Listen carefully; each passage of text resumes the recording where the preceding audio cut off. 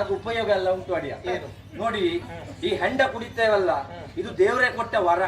ಅದಕ್ಕೊಂದು ಸಣ್ಣ ಕತೆ ಉಂಟು. ಯಾವುದು? ಒಮ್ಮೆ ದೇವರು ಭೂಲೋಕಕ್ಕೆ ಬಂದಾಕ್ಷಣ ಬಾಯಾರಿಕೆ ಆಯ್ತಂತೆ. ಹಾಲು ಮಾರುವವನ ಹತ್ರ ಹೋಗಿ ನನ್ಗೆ ಹಾಲು ಕೊಡು, ಬಾಯಾರಿಕೆ ಆಗ್ತಾ ಉಂಟು ಅಂತ ಹೇಳಿದ್ರು.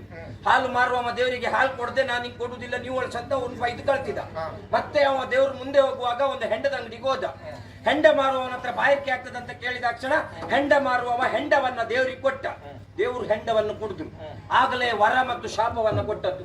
ಹಾಲು ಮಾರುವವನಿಗೆ ಶಾಪ, ಇವತ್ತಿನ ಮೇಲೆ ನೀನು ಮನೆ ಮನೆ ಹುಡ್ಕೊಂಡು ಹೋಗಿ ಹಾಲು ಹಾಕುವಂತ ಶಾಪ ಕೊಟ್ರು.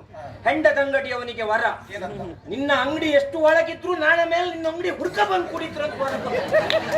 ಎಷ್ಟೆಲ್ಲ ಉಂಟು ನೋಡಿದ್ರಲ್ಲ. ಶಿಷ್ಯ ಅಷ್ಟೇ ಅಲ್ಲ, ಇನ್ನು ಈ ಹೆಂಡ ಕುಡಿಯುವವರಿಗೆ ಹಾವು ಕಚ್ಚುವುದಿಲ್ಲ. ಹೌದಾ? ಪ್ರಪಂಚದಲ್ಲಿ ಸರಿ ಇರುವವರಿಗೆ ಹಾವು ಕಚ್ಚದೆ, ಕುಡುಕರಿಗೆ ಹಾವು ಕಚ್ಚುವುದೇ ಇಲ್ಲ.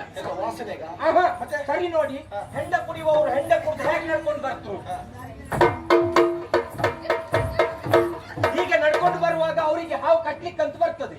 ಕಟ್ಲಿಕ್ಕಂತ ಬಂದ ಹಾವು ಅಚ್ಚಿ ಕಾಲಿ ಕೊಚ್ಚುದ, ಇಚ್ಚಿ ಕಾಲಿ ಕೊಚ್ಚುದ, ಆಚೆ ಕಾಲಿ ಕೊಚ್ಚುದಂತ ಹಾವಿಗೆ ಮಂಡೆ ಬಿಸಿಯಾಗಿ ಹುತ್ತ ಸೇರ್ಕೊಂಡದ. ಅಷ್ಟೆಲ್ಲ ಪ್ರಯೋಜನ ಉಂಟು. ಎಲ್ಲ ಪ್ರಯೋಜನ ಉಂಟು. ಬಹು ಉಪಯೋಗಿ ಸರಾಯಿ. ನನ್ನ ಶಿಷ್ಯ ಮರಿಲಿಕ್ಕೆ ಆಗ್ತದಲ್ಲ? ಖಂಡಿತ. ಹಾಗಾದ್ರೆ ಮುರುಗಲೇ ಮರಿಯುವುದಕ್ಕಾಗುವ ವಿಷಯ